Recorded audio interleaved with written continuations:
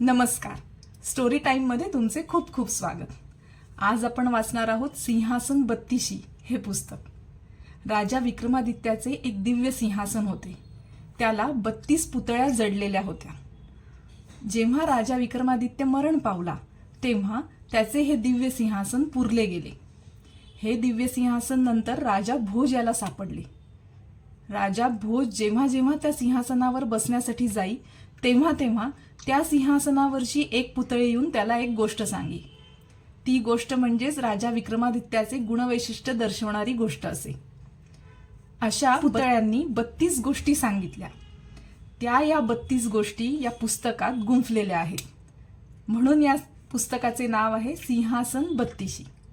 चला तर मग वाचूया सिंहासन बत्तीशी.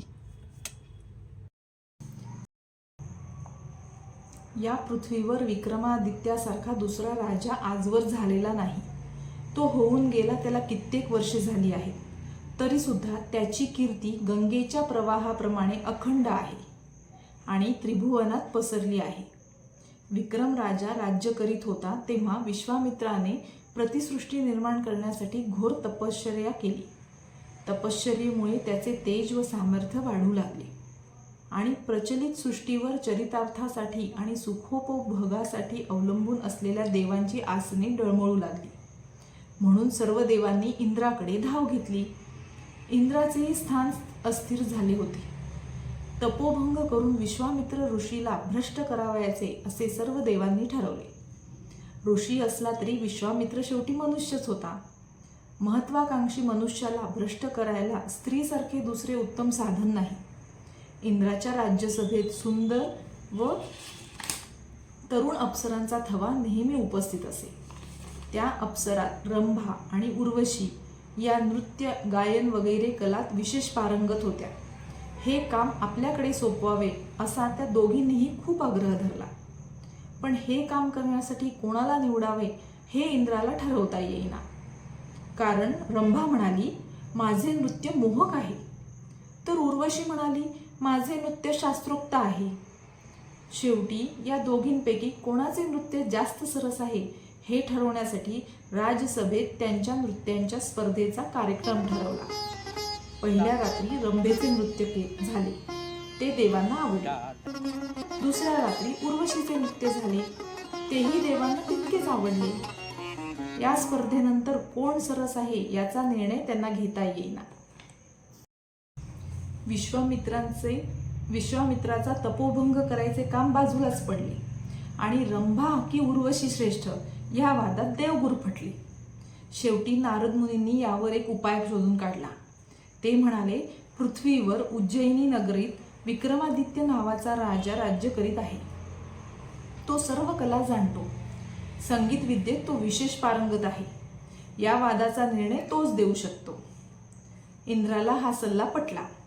विक्रमाला घेऊन जाण्यासाठी त्याने आपला सारथी मातली याला पृथ्वीवर पाठवले. मातली उज्जैनीस येऊन विक्रमाला भेटला.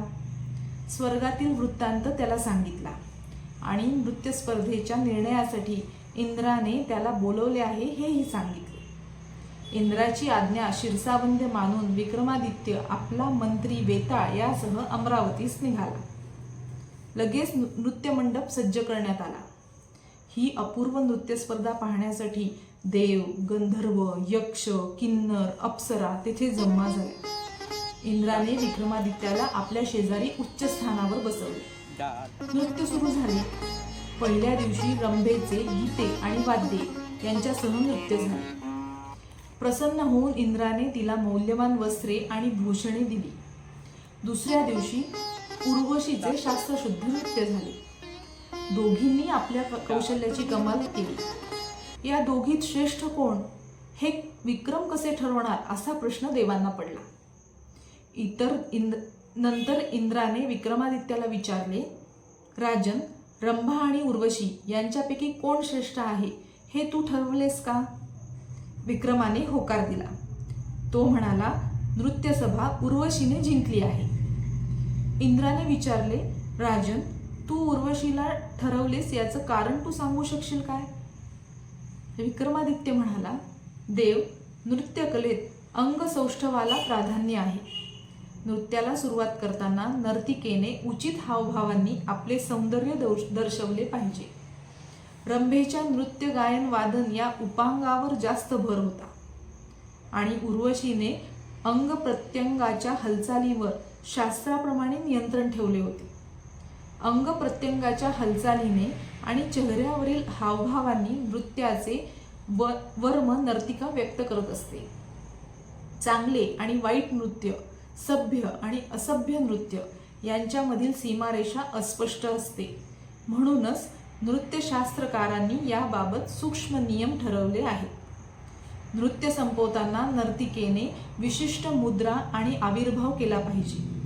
तिने डावा हात कमरेवर आणि उजवा हात लतेप्रमाणे लोंबता ठेवावा.